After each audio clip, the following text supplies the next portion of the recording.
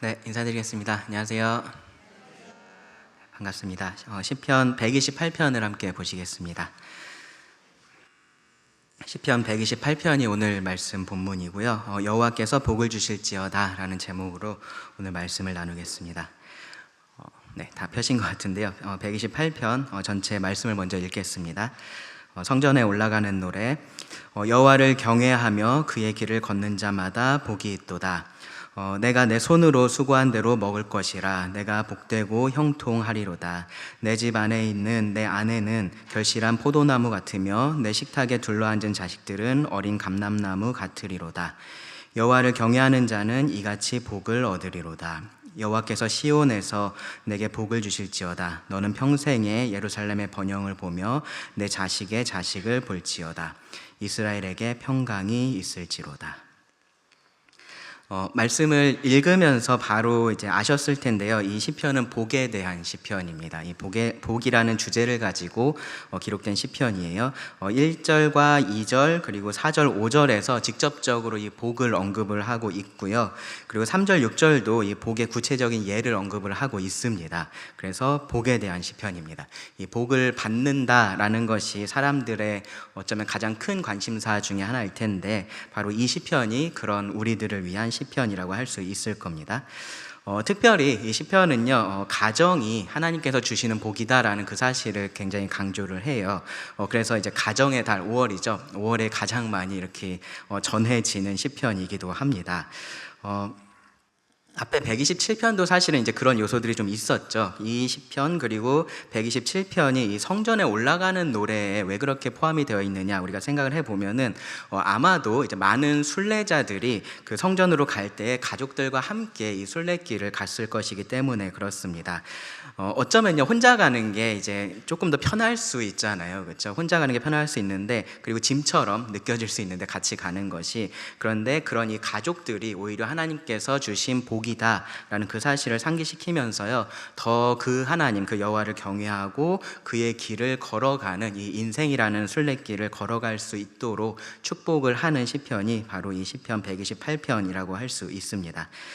지난번에 제가 127편이 지혜문학이라고 말씀을 드렸어요. 이 128편도 마찬가지로 지혜문학입니다. 그래서 절대적인 약속이 아니라 일반적인 원리를 가르치고 있다라고 그렇게 우리가 생각을 해야 됩니다. 그런 면에서 이 말씀을 우리가 좀 균형 있게 봐야 됩니다. 먼저 1절에서는요 복 있는 자가 어떤 자인지를 먼저 말을 하고 있고요. 그리고 2절, 3절에서는 참된 복이 무엇인지에 대해서 말을 해줍니다. 그리고 4절, 6절은 축복의 말이 기록되어 있습니다. 먼저 1절 말씀을 보시면 복 있는 자에 대해서 선포를 해요. 누가 복이 있는 사람인지 다시 말씀을 보시면요 여호와를 경외하며 그의 길을 걷는 자마다 복이 있도다 라고 합니다. 여호와를 경외하는 자 그리고 그의 길을 걷는 자마다 복이 있다라고 말을 해요. 복이 있도다 라는 이 말은요 우리가 성경에서 자주 볼 수 있는 그런 표현이에요. 시편이 총 150개가 있잖아요, 그렇죠? 150개의 그 시편의 서론이라고 할 수 있는 것이 시편 1편하고 2편인데 거기서도 어떤 사람이 이 복 있는 사람인지에 대해서 말씀을 했었습니다. 그리고 이 똑같은 표현이 이 시편에만 한 30번 정도가 등장을 합니다. 예수님의 팔복 설교에서도요 사실은 이 비슷한 표현이 사용이 됐습니다. 그러면 이 복 있는 사람에 대해서 우리가 좀 생각을 해봐야 됩니다. 복 있는 사람, 성경이 말하는 복 있는 사람은요 일반적으로 우리가 세상에서 그렇게 이해하고 있는 것처럼 뭐 운이 좋은 사람을 의미하지는 않습니다. 참된 행복, 참된 만족을 누리는 사람을 복 있는 사람이라고 말을 합니다.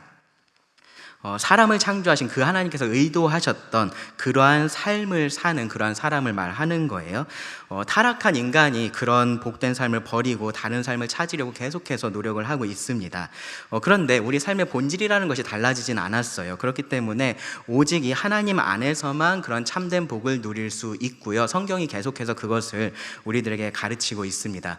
갈급한 우리에게 다른 모든 것들은 다 터진 웅덩이인데 오직 하나님만이 영생하도록 솟아나는 생수다라고 그렇게 분명하게 말을 합니다. 우리의 복된 삶이라는 것이 그래서 우리를 창조하신 그 하나님과는 떨어질 수 없는 그러한 개념인 겁니다. 그래서 여기 1절 말씀을 보시면요 이 시편 기자도 그 복 있는 사람에 대해서 어떤 사람이라고 말을 하냐 하면은 여호와를 경외하며 그의 길을 걷는 자라고 말을 합니다. 구분을 해서 좀 얘기를 해보면요, 여호와를 경외하는 것은 그 마음, 내적인 요소를 말하고 있다라고 할 수 있고요, 그리고 그의 길을 걷는 것은 이 순종, 외적인 요소를 말을 하고 있다라고 할 수 있습니다. 그런데 이제 사실상 이 두 가지가 그렇게 분리되어 있는 개념은 아니에요. 4절 말씀을 보시면 여호와를 경외하는 자라고만 그렇게 언급이 되어 있는데, 그렇다고 해서 그의 길을 걷는 의미가 생략되어 있는 것은 아니다라는 겁니다. 제외된 것은 아니에요. 이 둘이, 이 마음과 순종이라는 것이 밀접하게 연결이 되어 있기 때문에 그 둘 중에 하나만 언급을 해도 여러분들은 성경을 보실 때 항상 그 다른 하나가 포함되어 있다라고 생각을 하셔야 되는 거예요. 여기서도 마찬가지입니다. 이 진정한 순종이라는 것은 마음에서 시작이 돼야 되는 거고요, 그리고 진정한 마음은 언제나 순종으로서 증명이 되는 겁니다. 먼저 이 진정 복이 있는 사람은 여호와를 경외하는 사람이라고 표현을 하고 있어요. 이 경외라는 말이 사실은 교회 밖에서는 우리가 그렇게 자주 쓰지도 않고 듣기도 힘든 그러한 표현일 겁니다. 경외라는 것은요, 기본적으로는 그 대상에 대한 두려움이라는 개념이 거기에 포함이 되어 있습니다. 그런데 우리가 이제 두려운 것을 말을 할 때 우리가 공포하고도 연결지어서 생각할 수 있는데, 우리가 공포스러운 것은 항상 거기서 우리가 벗어나고 싶어 하잖아요. 그런데 성경에서 말하고 있는 이 경외에 포함된 두려움은 사실은 그런 공포하고는 분명히 다릅니다. 오히려 무엇하고 비슷하냐 하면요, 정말로 상상을 뛰어넘는, 내가 생각할 수 없는 그러한 아름다운 존재 혹은 그러한 위대한 존재를 내가 앞에 뒀을 때 그 앞에서 내가 압도될 때 느끼는 그러한 감정하고 더 비슷합니다. 뭐냐면요, 저것이 너무 아름답고 너무 위대해서 너무나 가까이 가고 싶은데 내가 감히 그렇게 할 수 없을 것 같은 그러한 마음이 드는 거죠. 그러한 것이 사실은 성경에서 말하는 경외에 조금 더 가깝습니다.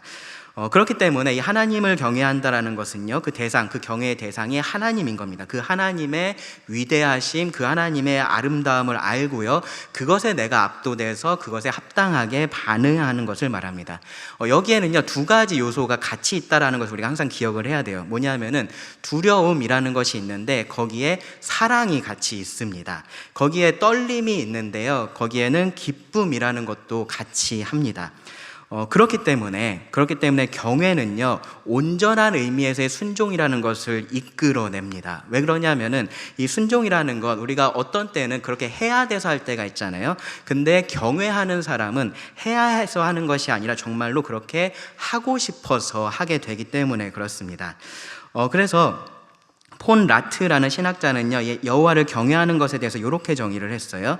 여호와를 경외하는 것은 어떤 사람의 삶에서 여호와가 최고가 된다는 의미이며 삶의 모든 것이 하나님과의 관계로 질서가 잡힌다는 의미다. 다르게 말하면 하나님이 나에게 있어서 가장 중요한 분이 되신다라는 것이 이 경외의 의미다라는 겁니다. 나에게 있어서 가장 두려운 분도 하나님이시고요, 나에게 있어서 가장 사랑스러운 분도 하나님이신 겁니다.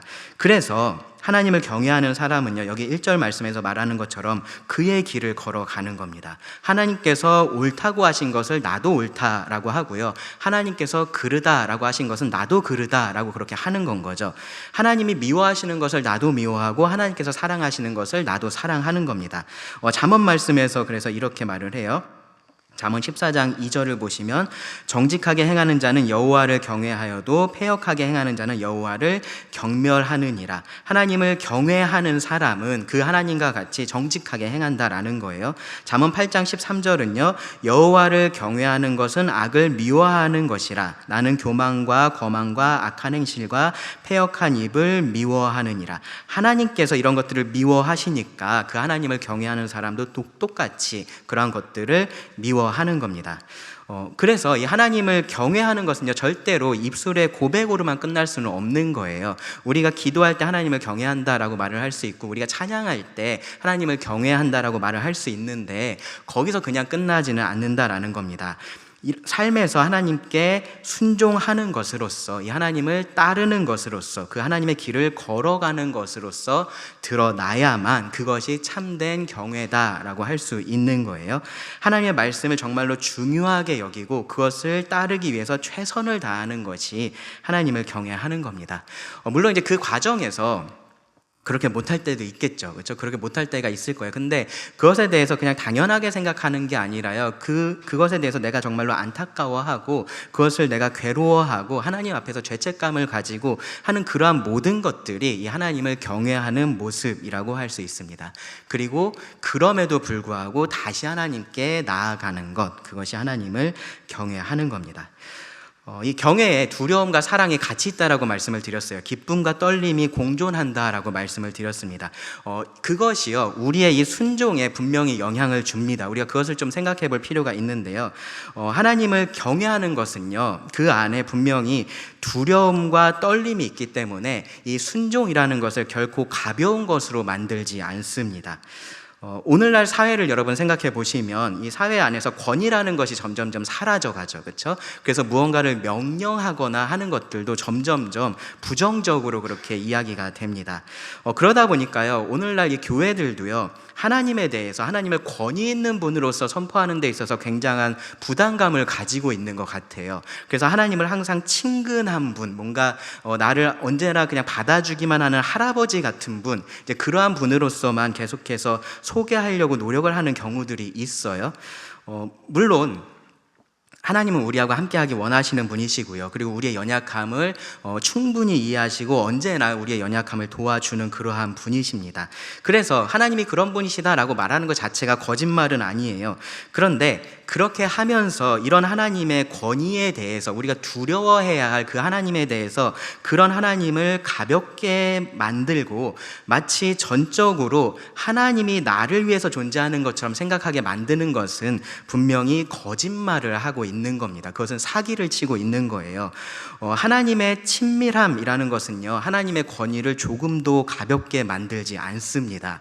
그래서 우리의 순종의 의무도 절대로 가볍게 만들지 않습니다. 하나님을 경외하는 사람은 순종을 가볍게 생각하지 않습니다. 그런데요, 또 반대 측면도 우리가 생각을 해봐야 돼요. 하나님을 경외하는 것은요, 그 안에 분명히 사랑이 포함되어 있고 기쁨이 포함되어 있다고 말씀을 드렸습니다.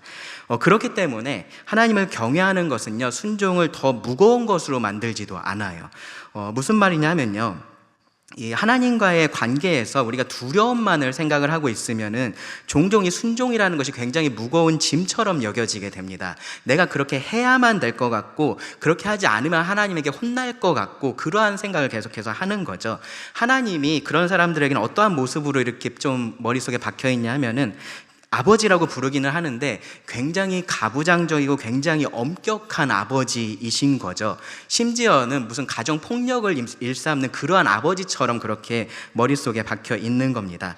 그래서 내가 조금이라도 실수하면, 내가 조금이라도 뭔가 순종하지 않는 모습을 보이면은 하나님께서 나에 대해서 분노하셔서 나를 쫓아내기라도 할 것처럼 그렇게 생각을 합니다. 그래서 그 두려움 때문에 어쩔 수 없이 순종해야 한다라는 생각을 해요. 그리고 내가 순종을 해서 뭔가 이 하나님 앞에서 인정을 받아야 될 것처럼 그렇게 생각을 합니다. 그런데 그렇지 않아요. 애초에 하나님이 그런 분이 아니시고요. 하나님을 경외한다라는 말의 의미도 그런 의미가 아니기 때문에 그렇습니다. 가만히 여러분들도 스스로를 생각해 보시면요, 요 중간 어디쯤에 내가 있는 것 같다라는 생각이 드실 겁니다. 그리고 사람에 따라서 약간씩 치우쳐져 있는 방향이 조금씩 다릅니다.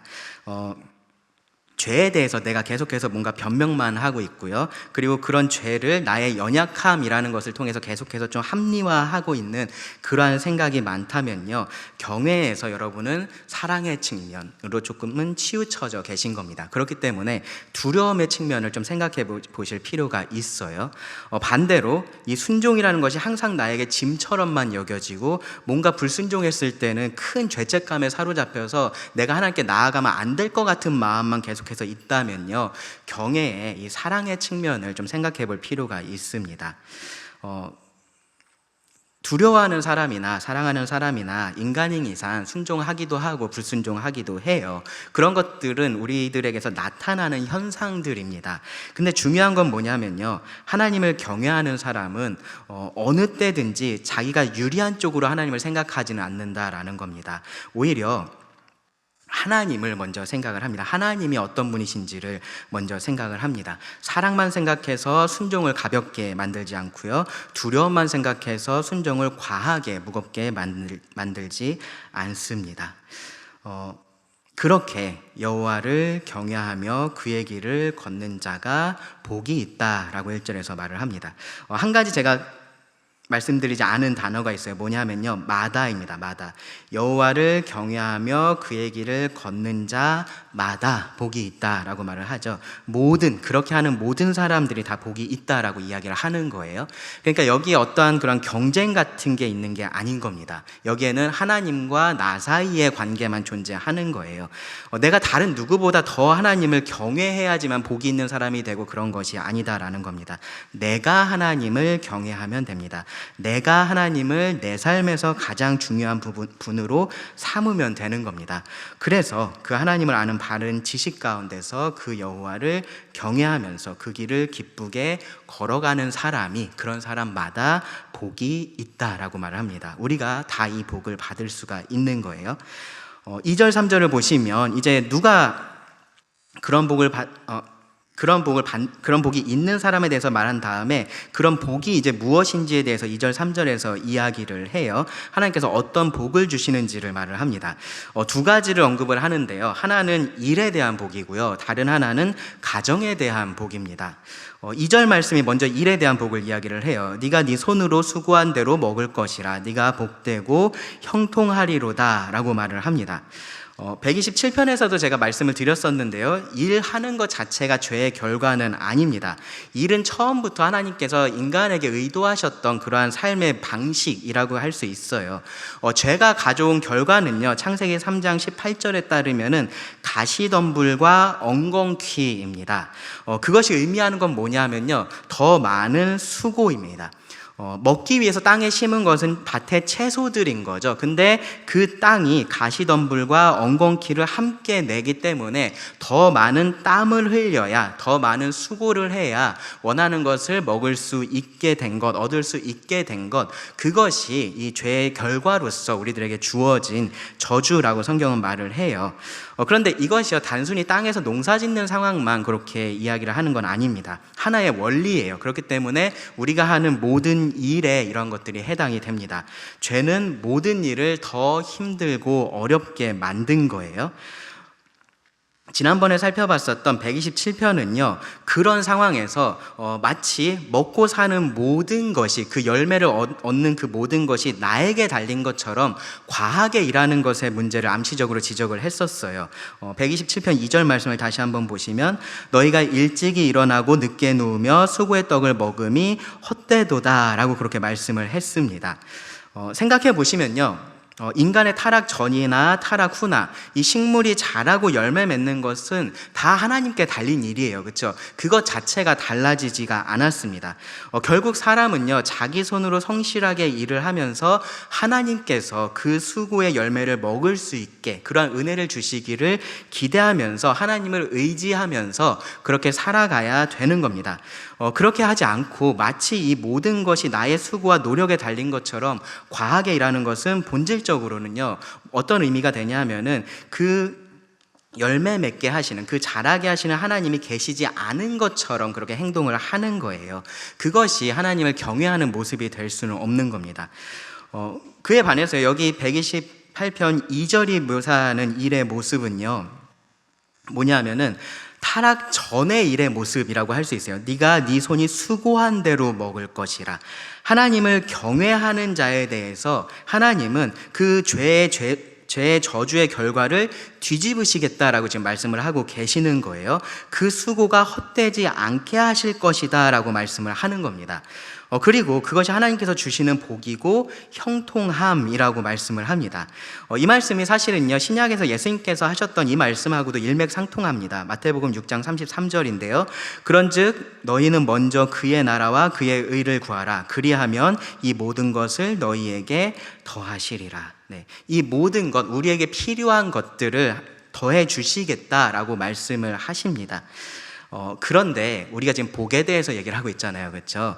이것이 복이다라고 얘기하면 약간 좀 아쉬운 마음이 듭니다. 왜 그러냐면은 우리가 생각하는 복이라는 것이 그 정도가 아니어서 그렇습니다. 그렇죠? 우리가 바라는 이 일과 관련된 복은 뭡니까? 내가 일하지 않아도 먹고 사는데 지장이 없는 거죠. 그 정도는 돼야 복이라고 이야기할 수 있을 것 같아요. 혹은 내가 다른 사람보다 더 잘 먹고 잘 살게 되는 것, 그 정도를 우리는 복이라고 생각을 하기 때문에 이 말씀이 그렇게 복이 있다라고 말할 정도인지 약간의 의심이 생깁니다. 생각해 보면은 노력해서 먹고 사는 것은 하나님을 모르는 사람들도 똑같이 그렇게 합니다. 뭔가 하나님의 복이라고 하면은 그 이상이어야 될 것 같은데 그렇지 않으니까 거기서 오는 약간의 아쉬움과 실망감 같은 것이 있습니다. 그런 생각이 왜 들까 생각을 해봤는데요. 아마도 오늘날 우리가요, 과거보다 평균적으로 더 풍족하게 살고 있기 때문이다라는 생각이 좀 들었습니다. 뭐냐면요, 과거에는 먹고 살 걱정이 없는 정도면 그러면 평균적으로 복이다라고 말을 할 수 있을 정도가 됐었어요. 대부분 사람들이 먹고 살 걱정을 하면서 살았으니까 그 정도가 아니면은 이거는 복이야라고 그렇게 사람들이 생각을 했었습니다. 그런데 오늘날은 그렇지가 않습니다. 오늘날은 먹고 사는 것 정도는 충분히 감당할 수 있는 그런 세상이 된 거죠. 그렇기 때문에 지금 우리가 생각하는 복은 잘 먹고 잘 사는 것이 평균적인 복이 된 겁니다. 그런데 우리가 그런 가치관을 따를 필요가 없습니다. 사실은요, 따를 필요가 없는 게 아니라 성경은 우리들에게 좀 경고를 하고 있습니다. 우리가 그 경고의 말을 잘 들어야 되는데요, 이 더 잘 살고자 하는 마음, 다르게 말하면요, 더 부요하고자 하는 마음이에요. 그 마음에 대해서 경고를 합니다. 디모데전서 6장 9절 10절에서 이렇게 말합니다. 부하려 하는 자들은 시험과 올무와 여러 가지 어리석고 해로운 욕심에 떨어지나니 곧 사람으로 파멸과 멸망에 빠지게 하는 것이라. 돈을 사랑함이 일만하게 뿌리가 되나니 이것을 탐내는 자들은 미혹을 받아 믿음에서 떠나 많은 근심으로써 자기를 찔렀도다 라고 말을 해요. 그리고요, 반대로 우리가 가져야 될 삶에 대한 태도에 대해서 뭐라고 말을 하냐면요, 바로 그 위에 말씀에서 나오는데 디모데전서 6장 6절부터 8절에 보시면 그러나 자족하는 마음이 있으면 경건은 큰 이익이 되느니라. 우리가 세상에 아무것도 가지고 온 것이 없음에 또한 아무것도 가지고 가지 못하리니 우리가 먹을 것과 입을 것이 있은즉 족한 줄로 알 것이니라. 이것을 시편 128편의 표현을 가져오면요, 수고한 대로 먹을 수 있으면 그것으로 족한 줄 알아야 된다라는 거예요. 그리고 그것이 하나님께서 일반적으로 복을 주시는 모습이다라는 것도 우리가 알아야 된다라는 겁니다. 그 자체가 복이다라는 사실을 알아야 됩니다. 물론 하나님은요, 누군가에게는 이 일을 통한 큰 성공을 거두게도 하십니다. 그럴 때 우리는 그 사람에 대해서 하나님께 복을 받았다라고 그렇게 말을 할 수 있을 거예요. 그러면서 그 누군가가 왜 나는 아니지? 라는 생각이 들 수도 있을 겁니다. 그런데 그것이요, 그런 마음이 곧 이 성경이 경고하고 있는 부하려고 하는 마음이다라는 것을 우리가 알아야 됩니다. 누군가에게는요, 그런 특별한 복을 주셔서 그것을 통해서 하나님을 경외하게 하시고 그리고 이 하나님의 길을 걸어가게 하시는데 그것이 일반적으로 하나님께서 복을 주시는 방법은 아니다라는 겁니다. 일반적인 방법은 뭐냐 하면요, 그 손으로 수고한 열매를 먹게 하시는 겁니다. 그래서 먹을 것하고 입을 것이 있으면 족한 줄로 아는 것뿐만 아니라요, 그 자체가 내가 지금 복을 받고 있다라는 사실을 우리가 기억을 하고 감사할 줄 알아야 되는 겁니다. 내가 일했으니까 그것에 대한 당연한 대가를 내가 받고 있는 거야 라는 생각을 버려야 된다라는 거예요. 그것이 하나님께서 나에게 주시는 복이구나, 은혜구나 라고 우리가 생각하고 감사하는 것이 여호와를 경외하는 사람의 모습인 겁니다. 다음으로 3절을 보시면요, 가정에 대한 복에 대해서 말씀을 합니다. 너의 집 안방에 있는 너의 아내는 결실한 포도나무 같으며 너의 식탁에 둘러앉은 자식들은 어린 감람나무 같으리로다 라고 말씀을 해요. 아내와 자식에 대해서 말을 하고 있죠. 그래서 이제 시편 128편이 특별히 아버지들을 위한 시편이라고 그렇게 이야기를 하기도 합니다. 오늘 저는 조금 더 일반적인 관점에서 이 시편을 지금 보고 있는 거고요. 여호와를 경외하며 그의 길을 걷는 자에게 하나님은 일에서의 그러한 복을 주실 뿐만 아니라 가정에서도 복을 주신다라고 지금 말씀을 해요. 먼저는 아내입니다. 아내에 대해서 처음에 제일 앞부분에 보시면은 너의 집 안방에 있다라고 그렇게 표현을 해요. 그렇죠? 이게 옛날 어른들의 나쁜 표현을 가져오면은 집구석에 있는 것 같은 그러한 느낌으로 들릴 수 있는데 그러한 의미로서 지금 이 표현을 사용하고 있는 것이 아니에요. 집구석에서 아무것도 안 하고 게으르게 그렇게 있는 모습을 말하고 있는 것이 아닙니다. 이 여자, 그녀의 삶의 중심이 가정이다라는 것을 지금 말을 하고 있는 겁니다. 잠언 7장 11절을 보시면요, 음란한 여인의 모습을 묘사하면서 어떤 표현을 사용했냐면은 그의 발이 집에 머물지 아니하여 라는 표현을 사용을 했습니다. 음란한 여자는 가정을 전혀 신경 쓰지 않는다라고 이야기를 한 거예요. 그런데 하나님께서 복으로 주신 아내는 그것과는 정반대의 모습입니다. 집 안방에 있습니다. 그것이 그녀에게 있어서 가장 중심이 되는 그러한 장소가 되는 겁니다. 그리고 그 아내에 대해서는 또 이러한 표현을 사용을 했어요. 결실한 포도나무 같다. 결실한 포도나무 같다. 하나님께서 복으로 주시는 아내는요, 풍성하게 열매를 맺는 포도나무로서 지금 비유를 하고 있는 겁니다. 이 표현 이제 바로 뒤에 보면은 이제 자식들이 언급이 되잖아요. 그래서 여기서 말하는 이 열매를 이제 자녀들로만 보는 경우들도 있는데, 사실은 꼭 그렇진 않습니다. 자녀가 포함은 되지만 그것이 전부다라고 말을 할 수는 없어요. 여기서 말하고 있는 이 결실한 포도나무, 이 표현에 대한 더 구체적인 설명은요, 잠언 31장에 나옵니다. 바로 현숙한 여인에 대한 말씀이에요. 잠언 31장 10절부터 31절에 이제 그 여인에 대한 묘사가 나오는데, 이제 그것을 이제 우리말 번역에서는 현숙한 여인이라고 그렇게 번역을 했는데요. 근데 잠언 31장의 그 말씀을 읽어보시면 이 수식어가 그렇게 적합하지 않다라는 생각이 조금 드실 거예요. 이 현숙하다라는 것을 여러분 국어사전에서 찾아보시면 마음이 어질고 조용한 사람을 의미를 합니다. 그런데 잠언에서 강조하고 있는 이 여인의 특성은요, 사실은 그렇다고는 조금 거리가 있게 그렇게 느껴집니다. 물론 이제 그런 성품, 어떠한 이제 순종적인 태도를 가지고 있는 것은 맞을 거예요. 근데 잠언에서 강조하고 있는 여인의 모습은요, 굉장히 활동적입니다. 굉장히 부지런하게 일하는 사람의 모습을 그리고 있습니다. 그 일이라는 것이 집 밖에 나가서 이 가정하고 상관없는 어떤 일을 하는 게 아니고요, 그 집과 관련된 일들을 하는 거예요. 먹을 것을 준비를 하고 입을 것을 준비를 합니다. 그런 것들을 미리미리 생각을 해서 예비를 해두는 그러한 사람입니다. 자기 그 밭을 살피고요, 포도원을 일구는 사람입니다. 가난한 자들을 돌보는 사람이에요. 그래서 잠언 31장 27절을 보면요, 그 모습을 간단하게 이렇게 정리해서 말합니다. 자기의 집안일을 보살피고 게을리 얻은 양식을 먹지 아니하나니입니다. 부지런한 사람인 거죠. 부지런히 집안을 돌보는 그러한 여인을 말을 하고 있습니다. 그리고 그 여인에 대해서 잠언 말씀이 이렇게 칭송을 해요. 잠언 31장 30절부터 31절을 보시면 이렇게 말합니다. 고운 것도 거짓되고 아름다운 것도 헛되나 오직 여호와를 경외하는 여자는 칭찬을 받을 것이라. 그의 손의 열매가 그에게로 돌아갈 것이요. 여기 열매라는 표현이 나오죠. 단순히 자녀에 대한 표현이 아닙니다. 그의 손의 열매가 그에게로 돌아갈 것이요 그 행한 일로 말미암아 성문에서 칭찬을 받으리라. 이런 사람이 결실한 포도나무인 겁니다.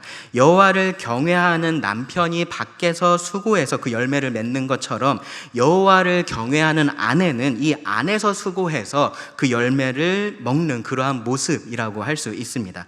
이것이 하나님께서 서로에게 주시는 그러한 복인 거예요. 그리고 그들에게, 그 부부에게 3절 말씀 뒷부분에 보시면 식탁에 둘러앉은 어린 감람나무 같은 자식들이 있습니다. 127편에서도 말씀을 드렸죠. 자녀는 하나님께서 주시는 복입니다. 이 감람나무는요, 포도나무하고 같이 이스라엘 백성들에게 있어서는 정말로 중요한 그러한 나무들이고요. 그래서 그 나무들의 풍성함이라는 것은 하나님의 복을 의미를 했습니다.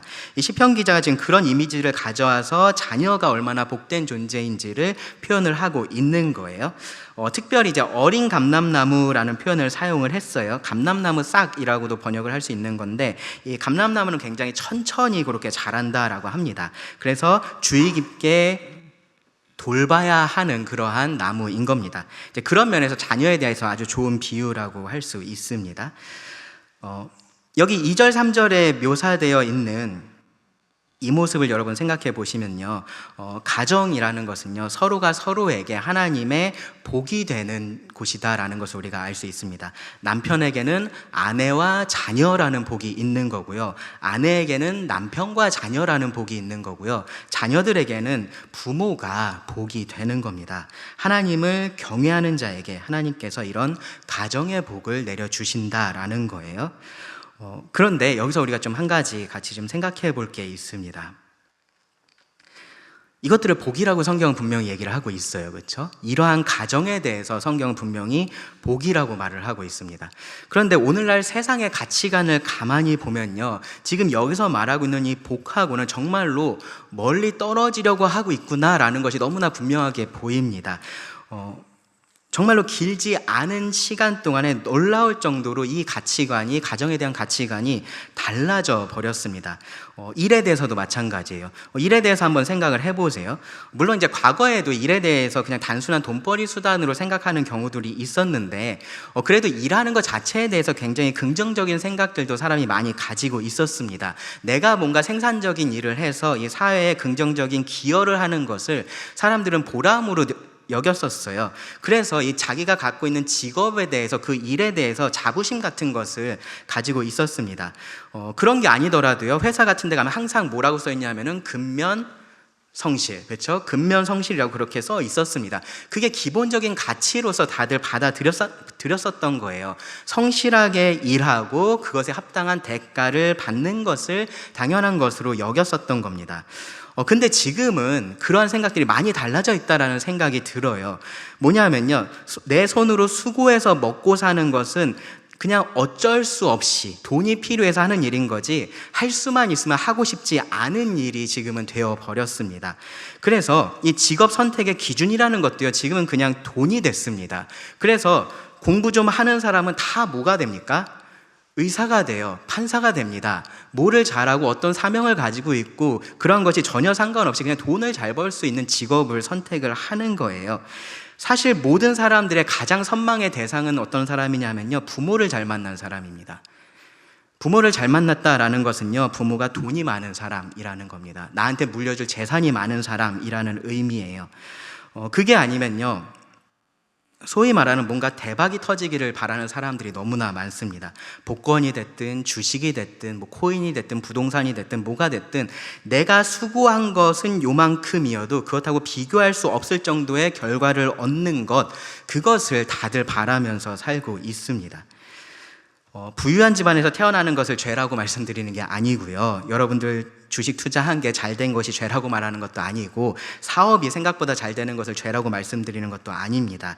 그런데 그것만을 내가 추구할 복이라고 생각을 하고 그것만 바라고 있는 것은 분명히 문제가 있다라는 겁니다.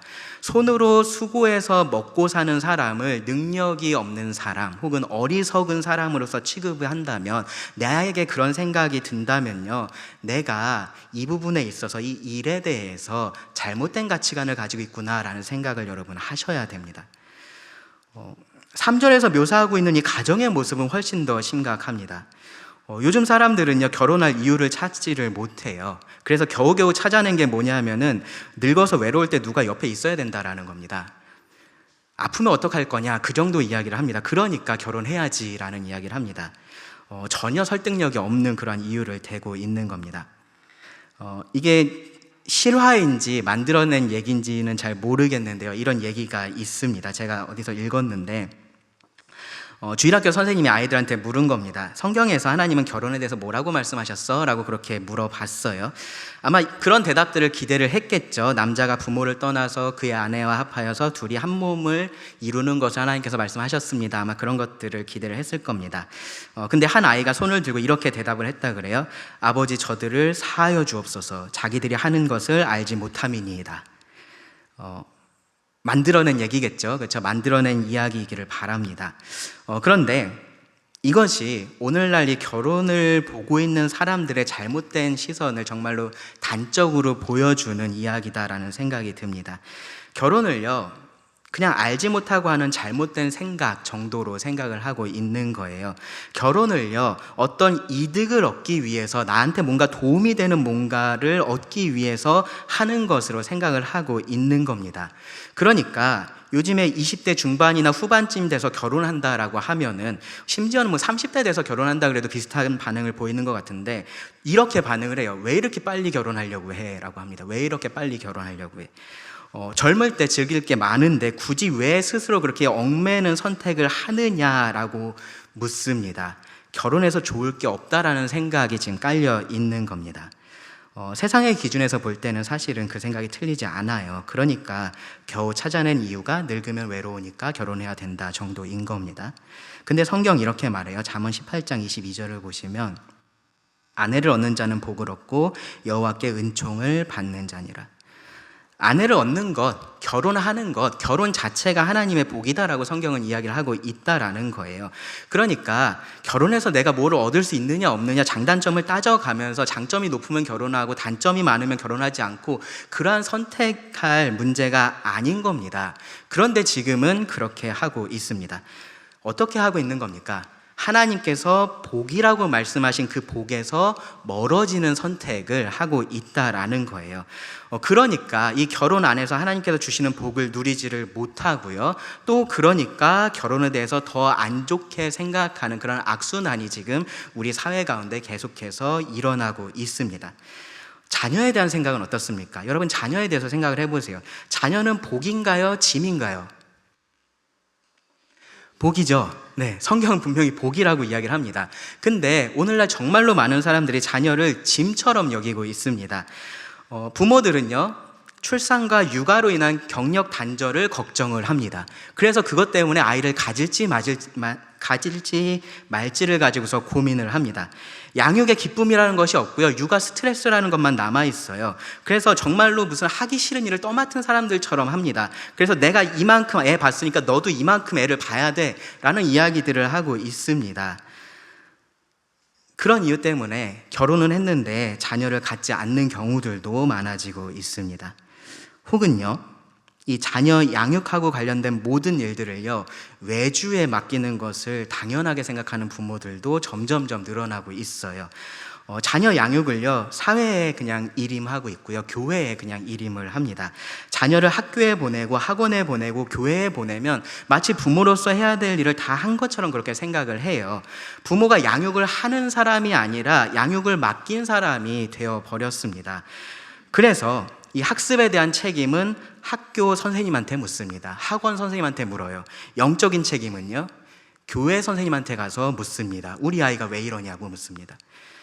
자녀는 하나님께서 나에게 주신 복이다라는 이 성경의 진리에서 멀어졌기 때문에 나타나고 있는 정말로 이상한 그런 현상들인 겁니다. 복 있는 사람이 되는 것만큼이나 뭐가 진짜 복인지 제대로 아는 것이 중요합니다.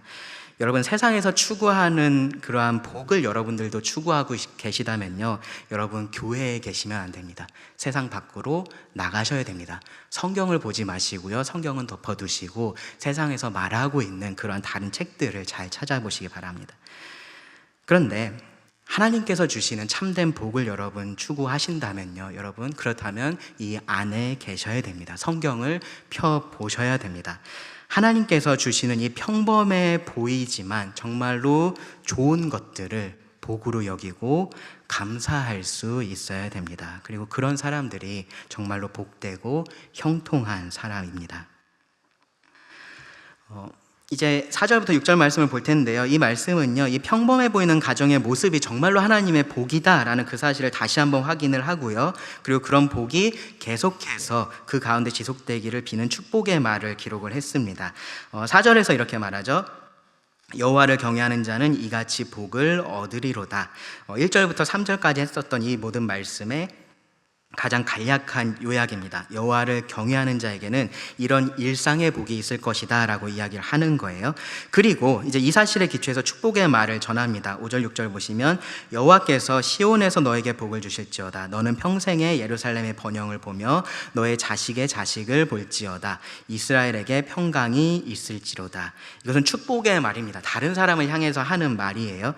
여기서 두 가지 좀 주목할 부분이 있는데요. 첫째는 뭐냐면은 여기서 말하고 있는 복이 하나님에게서 온다라는 거예요. 하나님께서 시온에 계시고요. 그곳에서 사람에게 복을 주십니다.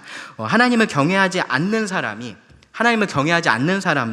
2절, 3절에서 말하고 있는 이런 복을 누릴 수도 있어요. 그렇죠? 근데 그 복은요, 그 사람 스스로 얻어낸 것도 아니고요. 그가 믿는 다른 신이 그에게 준 것도 아니라 그것도 하나님께서 그에게 주신 일반적인 복인 겁니다. 모든 좋은 것이 하나님에게서만 오기 때문에 그렇습니다. 야고보서 1장 17절이 말합니다. 온갖 좋은 은사와 온전한 선물이 다 위로부터 빛들의 아버지께로부터 내려오나니, 다니까요. 전부 다 좋은 은사, 온전한 선물, 그 모든 것들이 하나님으로부터 오는 거니까 우리가 삶에서 경험하는 좋은 것들, 복된 것들 다 하나님께서 주시는 겁니다.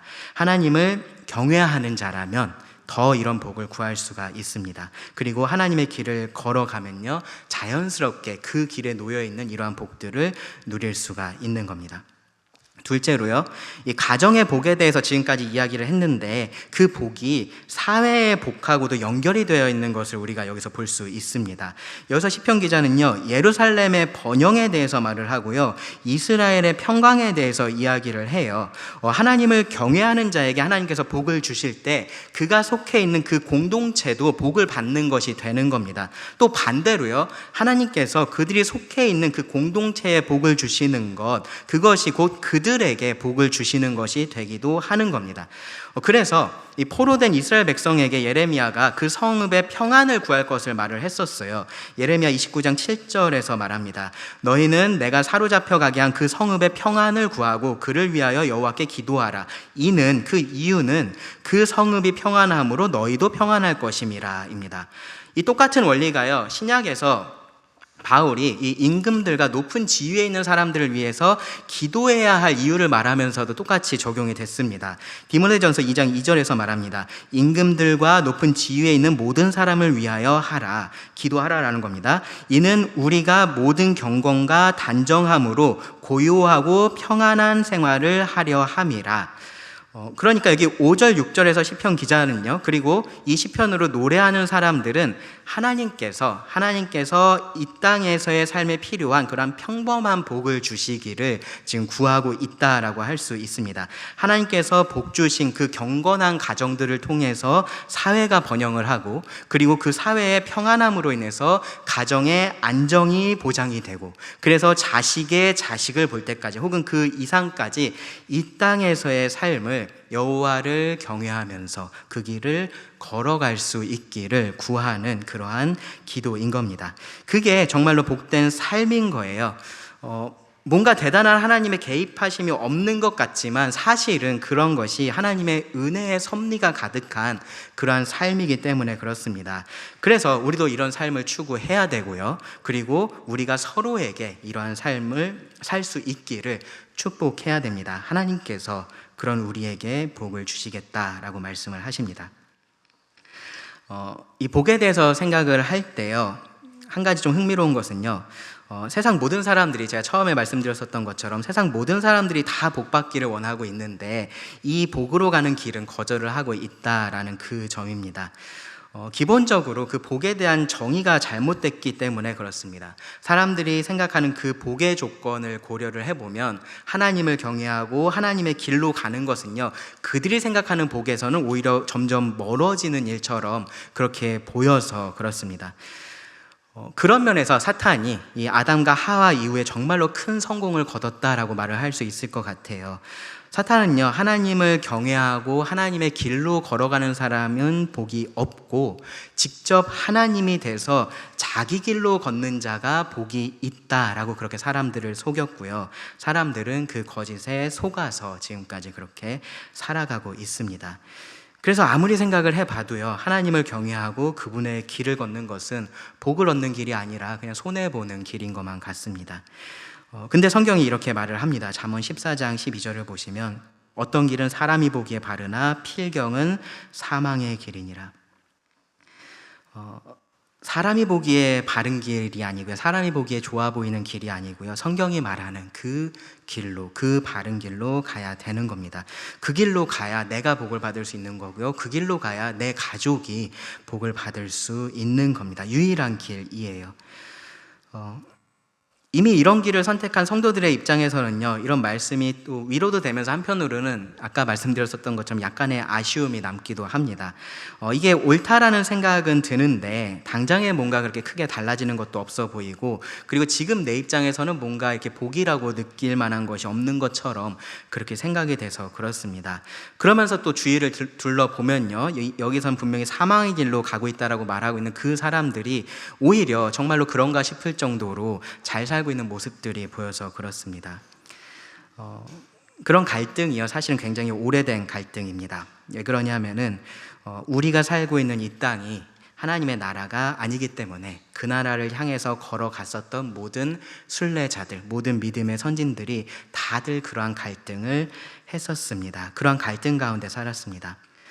그런 우리들에게요, 하나님은 다윗을 통해서 이렇게 말씀을 하셨습니다. 시편 37편 말씀해 보시면 1절에서 7절이 이렇게 말을 합니다. 악을 행하는 자들 때문에 불평하지 말며 불의를 행하는 자들 때문에 시기하지 말지어다. 여기 불평하지 말라라고 했는데요, 초조해하지 말라라는 의미입니다. 그들은 풀과 같이 속히 배임을 당할 것이며 푸른 채소와 같이 쇠잔할 것이미로다. 여호와를 의뢰하고 선을 행하라. 땅에 머무는 동안 그의 성실을 먹을거리로 삼을지어다. 또 여호와를 기뻐하라. 그가 너의 마음의 소원을 너에게 이루어 주시리로다. 너의 길을 여호와께 맡기라. 그를 의지하면 그가 이루시고 너의 의를 빛같이 나타내시며 너의 공의를 정오의 빛같이 하시리로다. 여호와 앞에 잠잠하고 참고 기다리라. 자기 길이 형통하며 악한 꾀를 이루는 자 때문에 불평하지 말지어다. 히브리서 저자를 통해서는요, 하나님께서 이렇게 말씀해 주셨습니다. 이러므로 우리에게 구름같이 둘러싼 허다한 증인들이 있으니 모든 무거운 것과 얽매이기 쉬운 죄를 벗어버리고 인내로써 우리 앞에 당한 경주를 하며 믿음의 주요 또 온전하게 하시는 이인 예수를 바라보자. 그는 그 앞에 있는 기쁨을 위하여 십자가를 참으사 부끄러움을 개의치 아니하시더니 하나님 보좌 우편에 앉으셨느니라. 무슨 말씀을 하고 있는 거냐 하면요, 결국은 하나님께서 복을 주실 거다라고 말을 하고 있는 겁니다. 여러분이 바라시는 복이 이 땅에 속해 있는 복이 아니라 정말로 하늘에 속한 그 복이라면, 하나님께서 약속하신 그 복이라면 반드시 그 복이 나의 것이 된다라고 성경은 말씀을 하고 있는 겁니다. 그러니까 여러분, 예수님을 바라보시고요, 초조해하지 마시고요, 하나님을 경외하시고 하나님의 길로 걸어가시기 바랍니다. 기도하고 말씀 마치겠습니다. 하나님, 또 오늘 말씀을 통해서 하나님이 우리에게 복 주시는 분이심을 다시 기억해 봅니다. 하나님, 때로는 우리가 원하는 복이 하나님께서 주시는 것과 다르다라고 느껴질 때가 있고, 그래서 우리 마음이 낙심이 되고 실망이 될 때도 있습니다. 하나님, 그러할 때라도 우리가 하나님이 복 주시는 분이심을 잊지 않게 하여 주시기를 구합니다. 그래서 하나님을 경외하고 하나님의 길로 걸어갈 수 있게 하여 주시기를 원합니다. 결국은 이 길이 참된 복의 길임을 잊지 않고 감사함으로 또 기쁨으로 이 길을 걸어갈 수 있는 힘을 우리들에게 날마다 더하여 주시기를 구합니다. 들은 말씀을 주님께 맡기며 예수님의 이름으로 기도드립니다. 아멘.